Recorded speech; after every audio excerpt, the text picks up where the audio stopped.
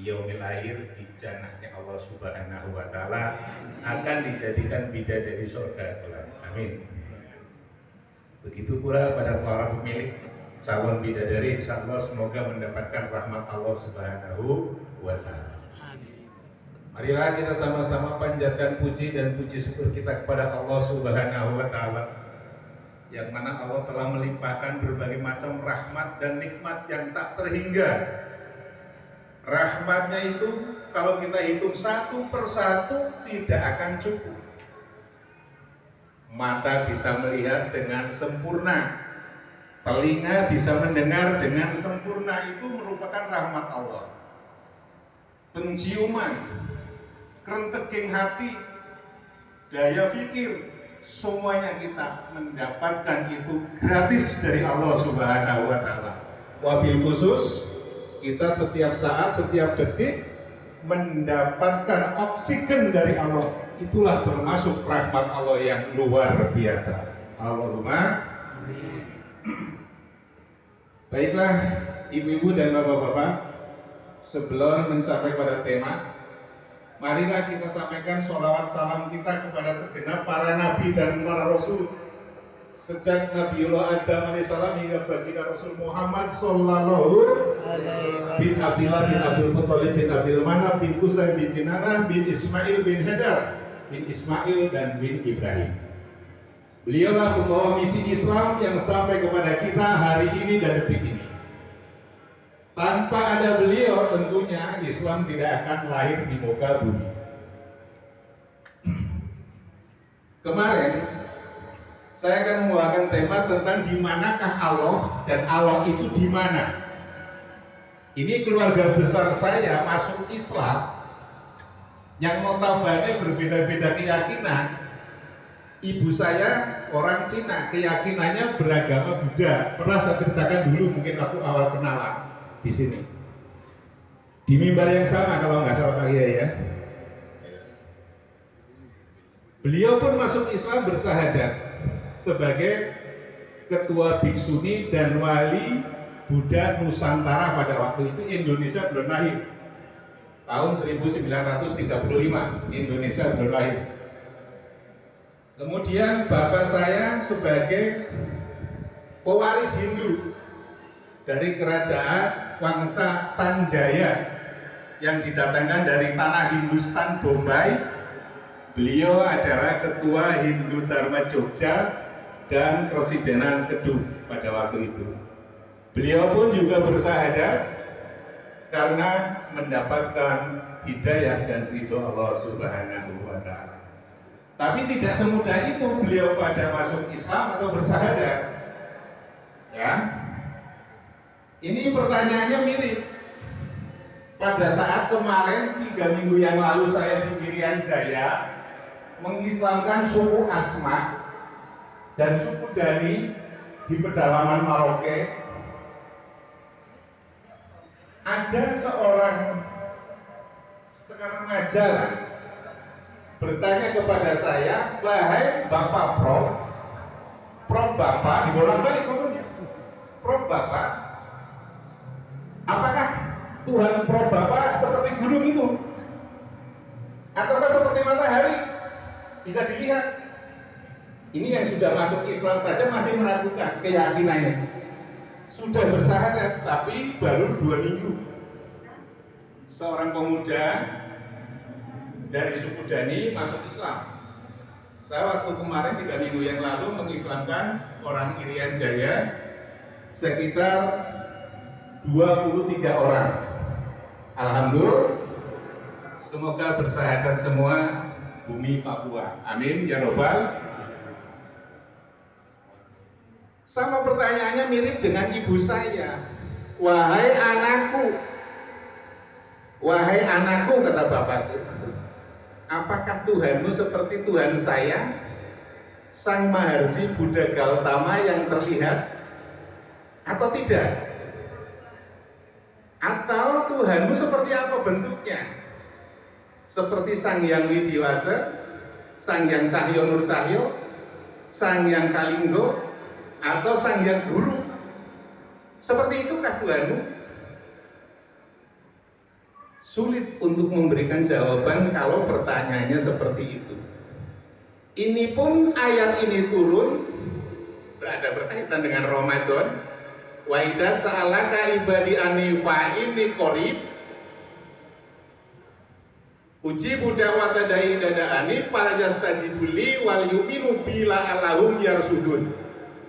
Nah ini berkaitan dengan seorang Yahudi bertanya kepada Rasulullah Shallallahu Alaihi Wasallam, hai Rasul, hai Muhammad, adakah Tuhanmu itu dekat dengan kami atau jauh?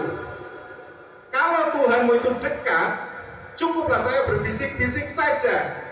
Tapi kalau Tuhanmu itu jauh, saya akan berteriak sekeras mungkin agar dunia ini mendengar teriakanku, kata seorang Yahudi ini kepada Rasulullah. Jadi ini jawaban saya hampir mirip dengan jawaban Rasulullah. Ayat inilah yang buat menjawab. Ayat Al-Baqarah ayat 186 ada kaitannya dengan perintah puasa. Yang artinya wa idza sa'alaka, apabila di antara hambaku bertanya terhadap dirimu Muhammad. Awalnya untuk Rasulullah yang menjawab, akan tetapi berlaku untuk bapak-bapak dan ibu-ibu mempersiapkan diri bila nanti anak cucunya bertanya tentang keberadaan Allah. Ini jawabannya.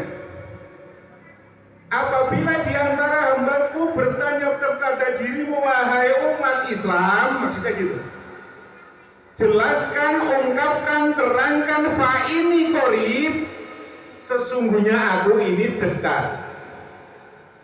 Lalu dekatnya Allah di mana? Kok sehingga Allah mengatakan aku ini dekat? Ada orang yang mengatakan bagaikan urat leher dan urat nadi. Kalau saya bawa secara ilmiah, dekatnya Allah itu laksana ikan dan air. Umpamanya ikannya itu adalah Allah, airnya itu adalah Allah, umpamanya ikannya itu adalah hamba Allah. Antara ikan dan air bersenyawa, menyatu. Itulah kedekatan Allah dengan kita para hamba-hamba Allah yang beriman maupun yang tidak beriman. Sangat dekat sekali. Fa ini qarib, sesungguhnya aku ini dekat. Jadi dekatnya Allah bagaikan ikan dan air. Umpamanya tadi, karena air itu adalah Allah, air tidak butuh kasih sayang ikan sebagai hamba. Akan tetapi ikan sangat merindukan dan mendambakan kasih sayang air. Karena kehidupan ikan adalah di dalam air. Tanpa ada ikan, tanpa ada air tentunya tidak akan ada ikan. Tanpa ada Allah tidak akan ada muka bumi yang indah ini. Tidak ada akan bumi dari timur sampai barat, fil masyriq wal maghrib. Ikan tidak ada. Inilah kehendak. Wah ini qarib, sesungguhnya aku ini dekat-dekatnya Allah itu laksana ikan dan air. Ujibu da'wata da'i dada'ani, aku, kata Allah, akan mengabulkan permohonan hambaku da'ani, bila ia betul-betul bermohon kepadaku. Ini hamba, bukan umat. Apa itu arti hamba? Hamba itu ada yang berkeyakinan Yahudiyah, ada yang keyakinan Nasrani, ada yang berkeyakinan Muslim, ada Budaisme, ada Yudaisme, dan lain-lainnya. Itu hamba. Aku akan mengabulkan permohonan hambaku da'ani, bila ia betul-betul bermohon kepadaku. Nah ini untuk membedakan mana hamba dan mana umat. Aku akan mengabulkan permohonan hambaku da'ani bila ia betul-betul bermohon kepadaku. Falyastajibuli, maka ikutilah perintahku, kata Allah. Nah ini untuk membedakannya. Kalau umat muslim tentu akan mengikuti perintah Allah. Tapi non muslim, I don't know. Saya sekarang lupa asli seperti saya dulu atau tidak. Dulu saya menyembahnya apa? Oh, wilayah masuk Islami Kenoba, Woronanggen. Tasbih saya dulu. Pada saat di Hinduisme atau Hindu. Nah, pada saat saya masih di Katolik, saya ucapkan Osiris, Isis, dan Doris, amin. Osiris Tuhan Allah Bapa yang ada di surga, Doris Tuhan Roh Kudus, Isis Tuhan Putra, amin. Padahal itu adalah hanya kata kias yang sesungguhnya itu hanya dibuat-buat oleh manusia. Itu termasuk dulu orang saya yang dalam kesesatan. Makanya tadi ada nama dari Pak Haji, namanya Indro S. Sukiman Abdullah Abdurrahman Sis Badrun. Nasisnya itulah sebetulnya kumpulan-kumpulan Serikat Islami Syuhada, menyatukan umat Islam. Syuhada, semua umat Islam adalah penolong agama Allah. Amin. Kembali kepada ayat tadi, Falyas tajibuli, maka ikutilah perintahku. Perintah Allah itu apa? Ya sekarang ini sedang mengerjakan amar ma'ruf nahi mungkar, termasuk di dalamnya amantu billah, percaya kepada Allah, wa malaikatihi, dan percaya terhadap malaikatnya Allah. Amantu billahi wa malaikatihi wa kutubi, dan percaya kepada kitab-kitabnya Allah. Wa rusulihi, dan percaya kepada rasul-rasulnya Allah. Wal kitabi, percaya kepada kitab-kitabnya Allah. Dan terakhir yaitu pepesten atau qadar, itu termasuk ada di dalam rukun iman. Kalau kita sudah yakin dengan rukun Islam, harus meyakini rukun iman. Falyas tajibuli, maka ikutilah perintahku, wal yu'minu bi, dan beriman kepadaku. Nah di sini membedakannya. Beriman kepadaku, tentunya kita harus mengimani apa yang diciptakan oleh Allah. Surga, neraka, syaitan, malaikat, tata surya yang ada di muka bumi siang dan malam, itu semuanya gaib. Betul, gaib bisa dilihat tidak? Kecuali dengan alat teleskop dan mikroskop, itu bisa dilihat. Ada yang lebih gaib tapi terasa di dalam hati kita. Contohnya kayak angin atau AC. Ini keluar dari AC, keluar angin. Bisakah kita melihat angin? Kalau kita mampu melihat angin, maka di situ akan mampu melihat Allah. Allah menciptakan angin agar manusia mau berpikir. Manusia itu punya akal sampai 5, yaitu panca indria. Makanya dikasih akal sehat supaya mau berpikir. Nah ini bapak saya, ibu saya sarankan, kalau ingin melihat Tuhan saya yaitu Allah, atau pemuda yang dari Irian Jaya juga saya sarankan, kalau ingin melihat Allah, saya sarankan untuk melihat angin. Kalau kamu mampu melihat angin, di situ akan mampu melihat Allah. Tapi kamu kalau tidak mampu melihat angin, jangan harap kamu bisa melihat wujud Tuhan saya. Itulah yang saya tegaskan kepada beliau-beliau. Akhirnya beliau bersyahadat, asyhadu an la ilaha illallah wa asyhadu anna Muhammadur Rasulullah. Kira-kira seperti itulah beliau bersyahadat. Akhirnya beliau pada masuk Islam berbondong-bondong, alhamdulillahirabbil. Kira-kira cukup sekian dulu. Tapi sebelum saya akhiri, saya mohon doa dari ibu-ibu dan bapak-bapak. Tanggal 16 saya akan kembali lagi ke Merauke dalam rangka mengislamkan orang-orang Islam Indonesia Timur.